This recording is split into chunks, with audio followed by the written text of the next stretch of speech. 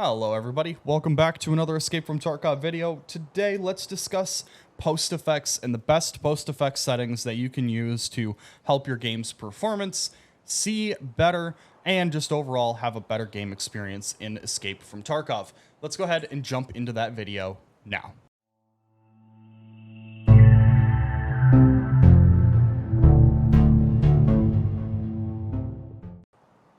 Alrighty, so as you can see, we are in an offline game in Escape from Tarkov here, and while the game may look pretty normal to you, it actually looks entirely different to me. Unfortunately, I'm not really able to directly show you this because of me using my PostFX in a specific way, but what I want to do is show you what my PostFX settings are and how I get the game to look different for me than I do for you guys. And no, I'm not using a reshader. I'm not using any other software or anything like that to gain an upper hand. I'm actually using my graphics card. Now, what do I mean by that? If you're on an NVIDIA or an AMD graphics card, you most likely have a control panel. And that is what I'm going to open up right here. This is my AMD control panel. The AMD control panel shows me everything that I need to basically control the way my game looks. Now, what do I use to get my game to look as good as possible?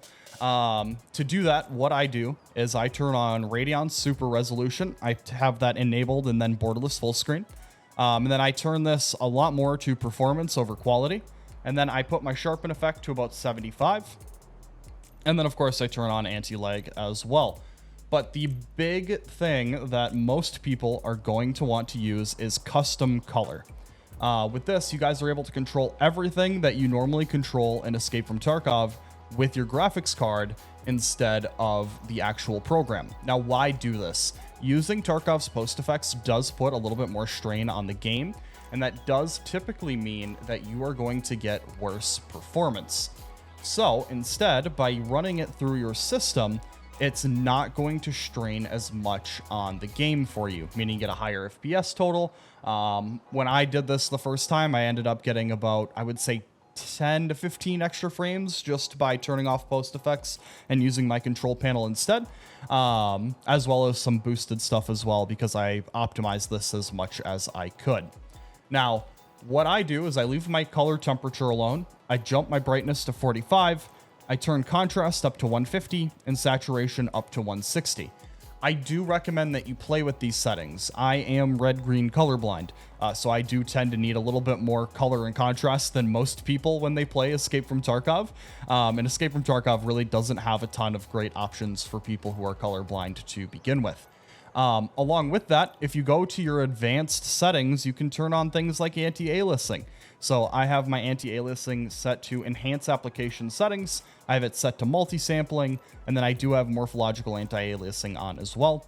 I also turn on anisotropic filtering, and then I put that to ×2. And then I have my texture filtering quality set to performance and then surface format optimization enabled. For tessellization, I just have that set to AMD optimized, and then I do not turn on OpenGL triple buffering. It's basically an alternative VSync mode exclusively for OpenGL applications. I don't even know what that means, so you can just leave that off. But these are the PostFX settings that I play with in game. I do have my FPS counter up in the top right. I don't have some super beefy rig or anything. I play with a Ryzen 5, a 6600 graphics card, and then 32 gigabytes of RAM. And I do average on maps like Customs about 130 frames per second. It's nothing crazy. Obviously, I still experience some awkward interruptions from Tarkov from time to time. But overall, this is how my game feels in Raid. So if you guys have a rig similar to mine, or even one that might be slightly less powerful, running things through your graphics card may actually be a better option for you to boost your frames. I know for me, like I said, it added about 100, or not 100, about 10 to 15 frames per second. And it overall just gives me a better game performance. So that is it for the video. I hope that you guys enjoyed the video. If you found anything helpful, please like, comment, and subscribe, and feel free to share this video with a friend. I'll have another video for you guys next week. In the meantime, I appreciate you guys for stopping by and look forward to seeing you in the next one. Goodbye.